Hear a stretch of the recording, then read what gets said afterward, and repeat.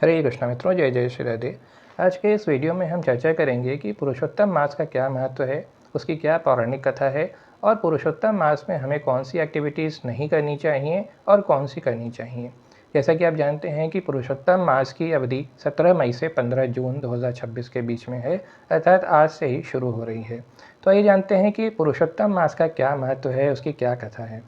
जैसे कि आप जानते हैं कि सनातन धर्म में अधिक मास, जिसे कि मल मास कहते हैं, उसे ही पुरुषोत्तम मास के रूप में जाना जाता है। इसे हर 3 साल लगभग 32 महीने और 16 दिन के अंतराल पर मनाया जाता है। इस मास को मनाए जाने के पीछे वैज्ञानिक और पौराणिक दोनों ही कारण होते हैं। आइए इसके बारे में हम जानते हैं। इसकी विस्तृत कथा मुख्य रूप से पद्म पुराण में मिलती है।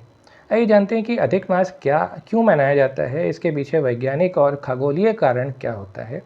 हिंदू पंचांग में 2 तरह की गणनाएं होती हैं, सौर और चंद्रवर्ष। चंद्रवर्ष में एक वर्ष 354 दिनों का होता है और सौर वर्ष में 365 दिन और लगभग 6 घंटों का होता है। तो इस कारण से चंद्रवर्ष और सौर वर्ष, इन दोनों में हर साल 11 दिनों का अंतर आ जाता है। अब 3 साल में ये अंतर बढ़ करके लगभग 33 दिन यानी 1 महीने का हो जाता है और इसी अंतर को पाट करके मौसम और त्योहारों का संतुलन बनाए रखने के लिए हर तीसरे साल पंचांग में एक अतिरिक्त महीना जोड़ दिया जाता है, जिसे कि अधिक मास या पुरुषोत्तम मास कहते हैं। आइए पौराणिक कथा का श्रवण करते हैं कि पद्म पुराण में पुरुषोत्तम मास का क्या महात्म्य बताया गया है और उसकी क्या कथा है। तो जैसा कि आप ने अभी सुना कि अधिक मास को मल मास कहा जाता है, और जब इस मास को मल मास अर्थात एक वर्जित मास कह करके दुत्कारा गया, तो सनातन परंपरा के अनुसार सभी 12 महीनों में हर महीने का कोई ना कोई स्वामी देवता नियुक्त था। जैसे चैत्र में विष्णु, वैशाख में मधुसूदन इत्यादि। क्योंकि अधिक मास का कोई स्वामी नहीं था, इसलिए ज्योतिषियों और समाज ने इसे अपवित्र या मल मास अर्थात एक गंदगी वाला महीना घोषित कर दिया।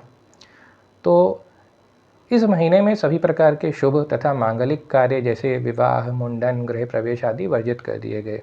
इस तिरस्कार और मल मास के कलंक से दुखी होकर के ये महीना एक साक्षात रूप धारण करके रोता हुआ भगवान श्री कृष्ण की शरण में गया।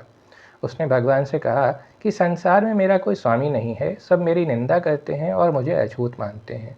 ऐसे तिरस्कृत जीवन से अच्छा है कि मैं अपना अस्तित्व ही समाप्त कर लूँ। अब भगवान श्री कृष्ण को तो आप जानते ही हैं, वो शरणार्थियों की रक्षा करते हैं और यही उनका स्वभाव है। तो अधिक मास की व्यथा सुनकर के भगवान श्री कृष्ण द्रवित हो उठे और उन्होंने घोषणा की कि आज से इस महीने को मैं अपना स्वयं का नाम देता हूँ। भगवान ने कहा कि सभी मुझे पुरुषोत्तम के नाम से जानते हैं, इसलिए अब से ये महीना पुरुषोत्तम मास के नाम से जाना जाएगा और इस माह का स्वामी मैं हूँ।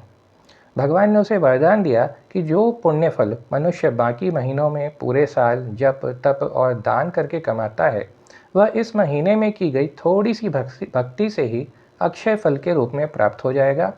इस तरह जो महीना कभी सबसे निंदित था, वह भगवान श्री कृष्ण की कृपा से सभी महीनों में सबसे सर्वश्रेष्ठ और पवित्र बन गया।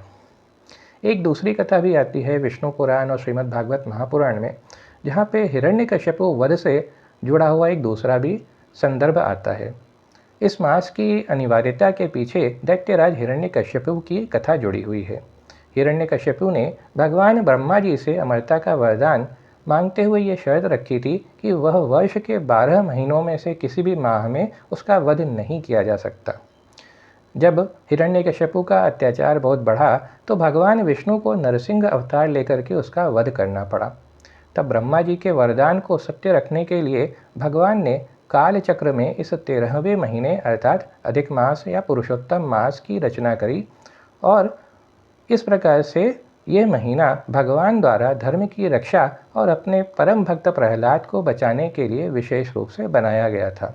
इसलिए भी इसे पुरुषोत्तम मास के रूप में इसकी पूजा की जाती है। आइए जानें कि पुरुषोत्तम मास में कौन सी एक्टिविटीज़ हमें नहीं करनी चाहिए और कौन सी करनी चाहिए। जैसा कि आप जानते हैं कि विवाह, सगाई, गृह प्रवेश, नए व्यापार की शुरुआत, इस तरह के जितने भी मांगलिक कार्य होते हैं, वो हमें पुरुषोत्तम मास या मल मास में नहीं करना चाहिए। और इस मास का सदुपयोग हमें भगवान की भक्ति, भगवान के जन्म, उनके दिव्य कर्मों का श्रवण करने भगवद गीता के 15वें अध्याय पुरुषोत्तम योग का अध्ययन करने, श्रीमद् भागवत महापुराण का अध्ययन करने, दीपदान करने, विष्णु सहस्त्रनाम का पाठ करने, हरे कृष्णा महामंत्र का जाप करने, ज़रूरतमंद लोगों को अन्न वस्त्र आदि यथासंभव दान करने, इन सब एक्टिविटीज़ में ज़्यादा लगाना चाहिए, जिससे कि हमें भगवान की कृपा प्राप्त हो सके।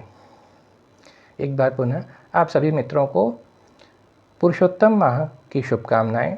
इस माह का सदुपयोग भगवान के दिव्य जन्म, कर्म और नाम का श्रवण तथा जप करने में लगाइए और भगवान की कृपा प्राप्त कीजिए। हरे कृष्णा।